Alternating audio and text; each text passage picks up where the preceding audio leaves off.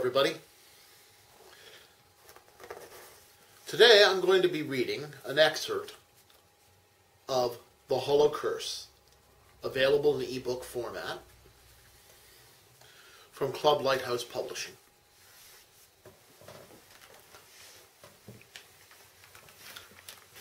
The Hollow Curse.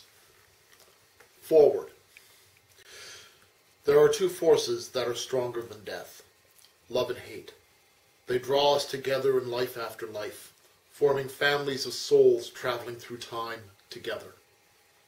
Of these two, love is the stronger and more persistent. Like gravity, its force stretches between the stars and across all time. Because of this, no parting in love will ever last. No sorrow is eternal. Love makes a lie of all obstacles. Age, race, gender, caste, or station are as nothing before its subtle might. Even hate, its strongest foe, must fall before the pervasive force of love. Thus love binds us to love, and eternity becomes a friendly place we journey through with those our hearts hold dear. Chapter 1. Discovery. Alicia stepped onto the stage in the high school auditorium. Pterodactyls flopped about her stomach. She nervously brushed back her long red hair, then straightened her graduate's robe. The teachers sitting in a row at the back of the stage applauded as she moved to the podium. Her crystal blue eyes scanned the audience. Parents and friends filled all the seats, with her fellow graduates occupying the front rows. An old man with long white hair wearing a tweed suit caught her eye, where he stood to one side of the stage. He looked surprised that she noticed him. An attractive middle-aged woman with dark hair stood nestled under his arm. They smiled and nodded. She lost interest in them. Stepping up to the lectern, she adjusted the microphone's height, cleared her throat, nervously ran a finger down the length of her swan-like neck, then looked down. The robe had vanished, leaving her slender, small-busted body on display. Her pale skin flushed pink, making her freckles stand out in contrast. "Arr!" She tried to cover herself with her hands. Ben leapt from the teachers' seats and wrapped his suit jacket over her. She looked into his handsome, rugged features and ran her fingers through his short, brown hair, with its dusting of gray. Her flush of embarrassment gave way to a different kind of heat as he turned her to the lectern and wrapped his powerful arms around her 18-year-old body from behind. "Give your speech. Don't be afraid. I'm here," he whispered. His rich English accent sent a shiver up her spine. As it always did when he was near, her fear vanished. As valedictorian, it is my privilege to thank the teachers and staff for their efforts in helping us to achieve an education. She gasped as Ben's lips touched her ear. Swallowing, she continued. "Whether we now enter the workforce or go on to an institute of higher learning, you have helped us in ways that will be with us for the rest of our lives."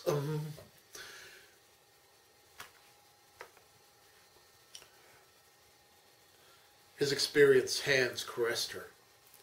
"I wish to take this opportunity to issue a special thanks to Mr. Graham, who has meant so much to me. So very, very much." She turned and looked into his face. He stared down at her, the hint of laugh lines at the corners of his eyes crinkling as he smiled. "And you've meant a great deal to me, Alicia. More perhaps than you should have. Alicia, Gently, slowly, as if each second was an opportunity for her to escape him, he pulled her lips to his own. The students, teachers, and parents applauded. "Oh, Ben, please say it isn't a dream." Alicia pulled away and looked into his expressive face. She could always read the truth he spoke in his face. Each line she saw was a badge of honor, speaking of a life well lived, and she loved him for them.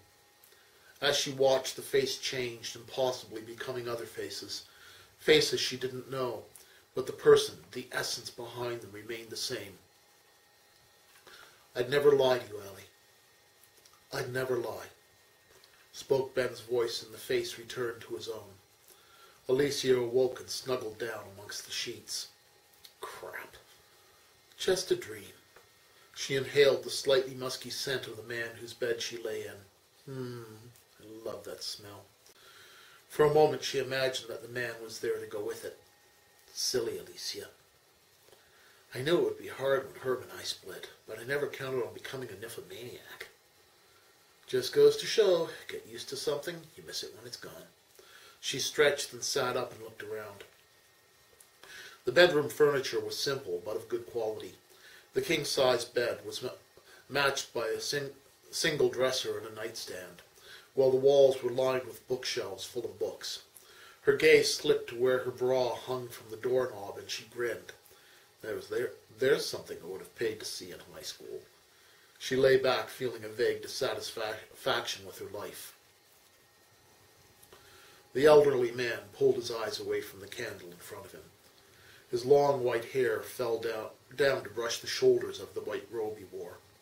A smile showed through his bushy beard as he looked at the handsome middle-aged woman with dark hair who sat across the candle from him. Her hair stood out in sharp contrast to the white of her robe. She smiled back as she took his hands.